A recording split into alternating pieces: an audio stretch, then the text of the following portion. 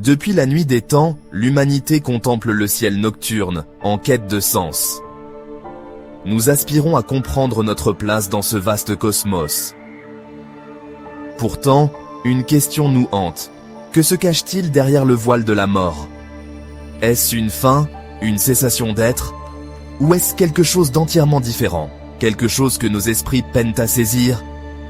L'inconnu nous terrifie et nous fascine. Nous avons soif de réponses, mais nous craignons ce que nous pourrions trouver. La mort, l'inconnu ultime, reste le mystère le plus profond de tous. C'est un précipice auquel nous devons tous faire face. Un voyage dans l'abîme. La science nous dit que la mort est un processus biologique. Le cœur s'arrête, l'activité cérébrale cesse, et nos corps physiques commencent à se décomposer. Mais qu'en est-il de notre conscience, de notre essence, de notre âme? Disparaît-elle dans le néant, ou persiste-t-elle, voyageant au-delà de la portée de nos instruments? Les expériences de mort imminente, ou EMI, offrent des aperçus alléchants sur ce qui pourrait se trouver au-delà. Les personnes cliniquement mortes, puis revenues à la vie, décrivent souvent des expériences profondes, des sentiments de paix, des sensations de sortie du corps, des rencontres avec des êtres chers décédés.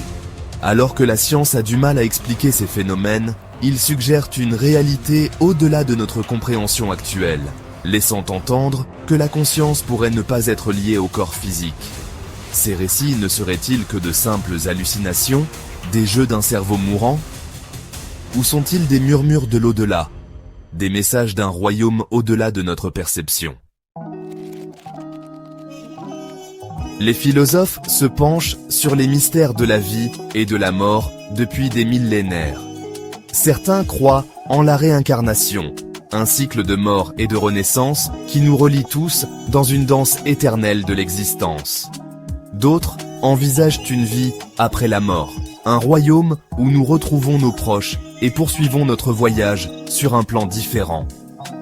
Notre destin est-il prédéterminé ou avons-nous le libre arbitre de façonner nos propres chemins, tant dans la vie que dans la mort? Les morts sont-ils vraiment partis? Ou veillent-ils sur nous, leur présence se faisant sentir dans le bruissement des feuilles et la chaleur du soleil? Ces questions n'ont pas de réponse facile. Elles remettent en question nos hypothèses, nous forçant à confronter les limites de notre connaissance et la nature profonde de notre existence.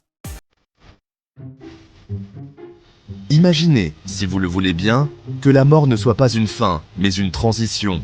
Imaginez-la comme un voyage à travers un tunnel cosmique, une porte vers une autre dimension.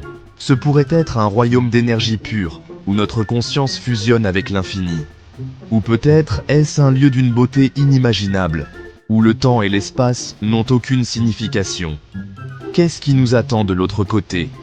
Est-ce des retrouvailles avec nos proches, un royaume d'illumination, ou quelque chose qui dépasse nos rêves les plus fous? Nous ne le saurons peut-être jamais avec certitude, avant d'entreprendre nous-mêmes ce dernier voyage, en franchissant la porte cosmique et en pénétrant dans le grand inconnu.